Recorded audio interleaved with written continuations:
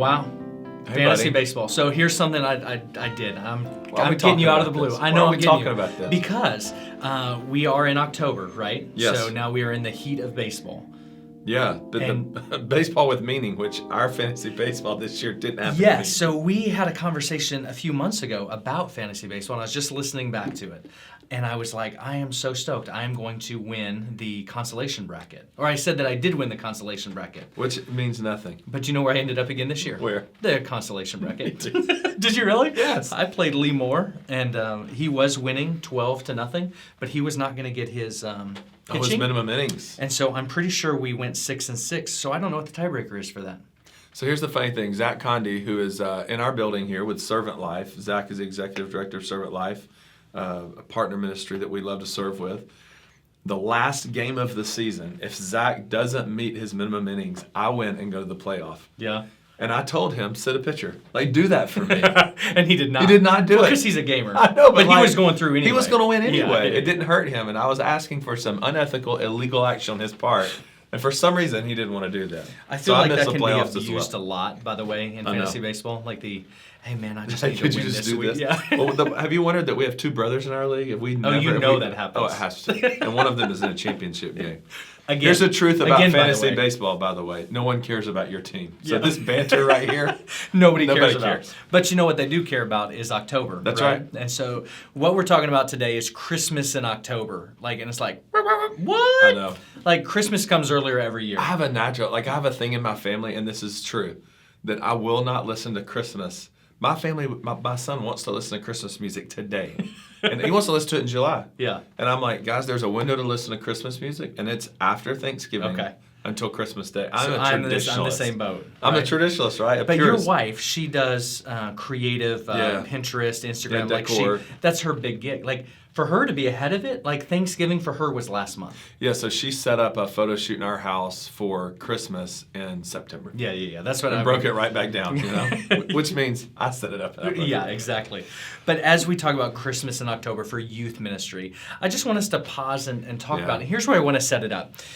Youth ministry or Christmas in youth ministry is a pivotal time. We were just talking before we went on about how it is important. That's right. But youth ministers, if they're like you, they're thinking in September, October. Oh, yeah. If they're thinking Yeah. about me, they're thinking December 14th.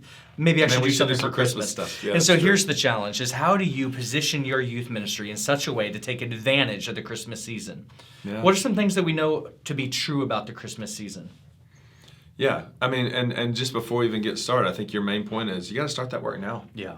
You got to start that work right now. If you wait till December 1st, December 2nd, you're missing a window. So I think you and I were talking, and I think you made a great point that there's something about the holiday season, even people who may not be engaged with church, plugged into church, they're receptive to the message of the gospel, the message of the incarnation, right? So there's some, the table's set for us to have some meaningful interaction with people in our ministries. Man, I didn't grow up in church at all, but I would say as a student around the Christmas season, I would just feel like I was more receptive to the things of it. Like the first church service I ever went to was a midnight mass, right? Yeah, like, sure.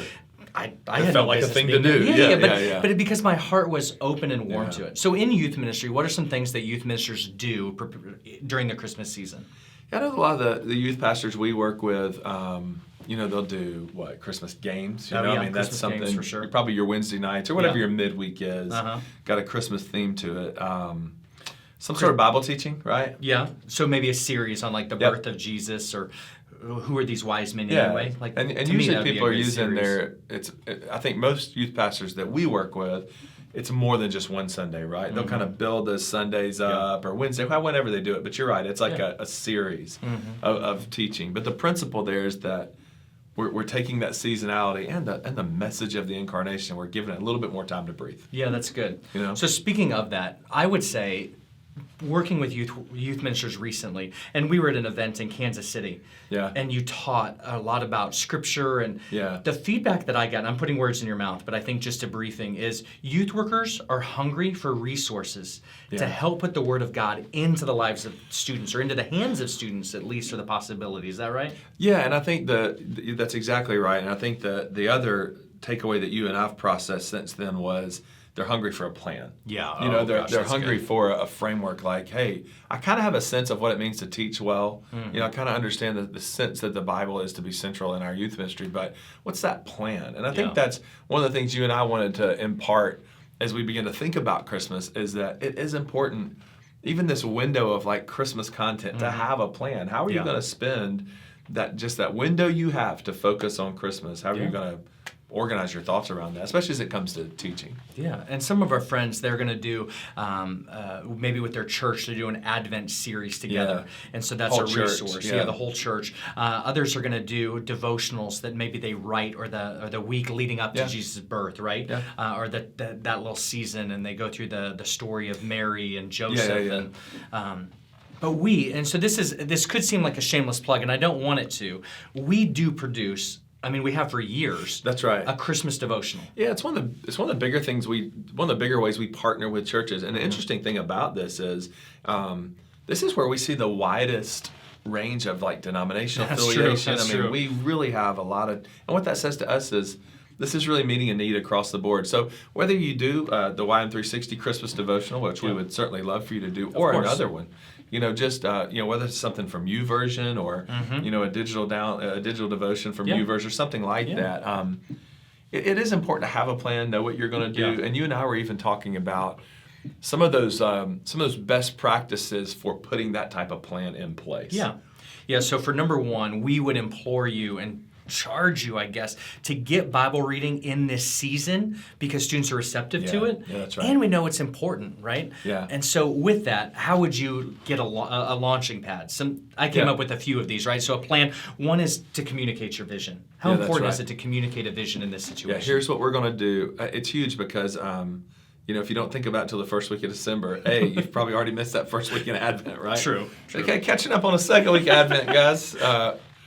You know, you always want to look good in front of parents, let's be honest. Yeah. And so being on your game, being ahead of the ball is a good way to do that. But communicate your vision, have a plan, be early so that whatever you decide to implement, whether it's a devotional from YM360 or anybody, like on that day it starts. Yeah. A few days before it's in their hands. Yeah, it's a big You've deal. given it out the Wednesday night before, that's a good point. It's a big deal. You communicate to parents and to students that this is important. I've thought about this.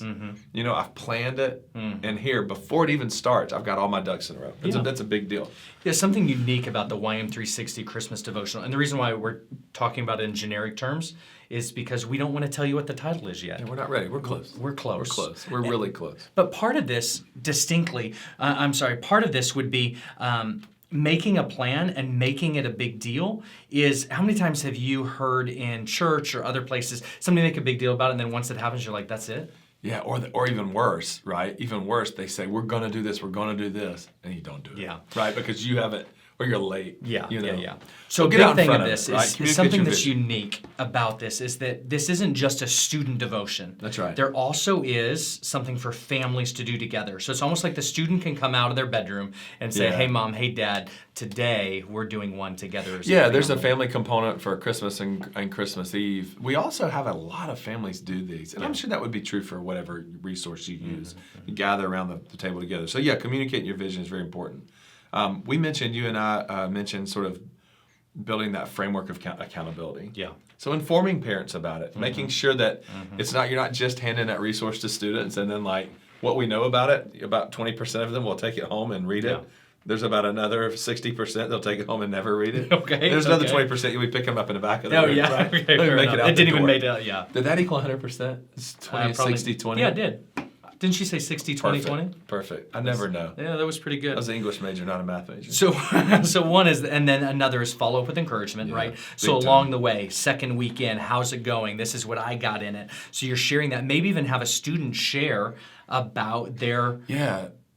Dan Strickland, one of our good friends. I paused there because I knew you were going to talk, and I was like, I'm sorry. So I'm glad you did. There was a long pause. No, it was good. Yeah, it's good. The teleprompter behind me went out. Just joking. Like, Dan Strickland, one of our good friends at First Baptist Opelika, Alabama, great youth pastor. He and Tay Mack there do a great job with their youth ministry. They actually had, a few years ago, they created a blog where students would read a day's devotion and then blog their thoughts, and they push that out to all their people. That's pretty cool. Great idea. Yeah. And so, all of a sudden you're building tremendous buy-in there, and you're getting to see students process it. So that's really cool. Yeah, always love to see that kind of creative engagement. Yeah, which is that last one is highlight it, right? Yeah. So you're following with encouragement. Hey, Sarah's been doing this. Here's Sarah's story, and then highlight it throughout the time. Hey, this is an important part of what we're doing as student ministry, because Jesus' birth isn't about just gifts and games and parties. Yeah, that's right. It really is, because it's the narrative. It's the genesis.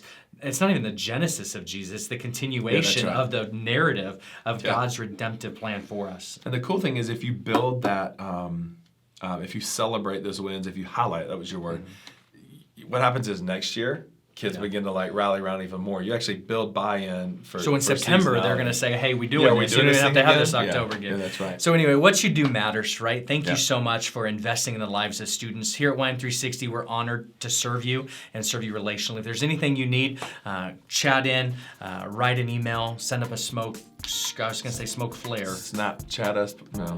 Instagram. Do you even have Snapchat? I don't. Neither do I. I know. I tried. Call us, but I won't answer. Text. Don't text Andy. Just message into customer care. All right. See you later. See you guys.